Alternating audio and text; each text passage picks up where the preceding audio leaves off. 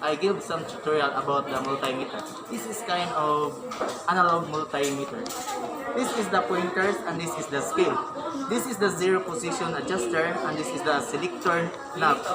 And this is the 0 ohm adjuster and this is the probe pins and this is the test pins. And this red one is the positive and this the black one is the negative.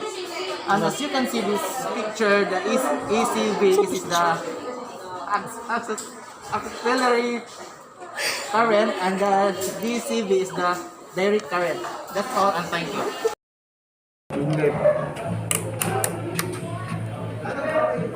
Sir, yun ang i-off na dyan. Yung tanong ako.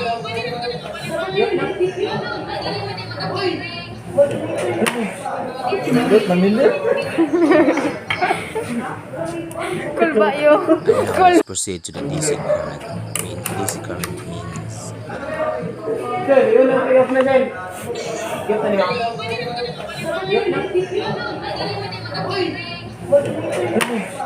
Pinindot, namindot. Cool ba yun? Cool.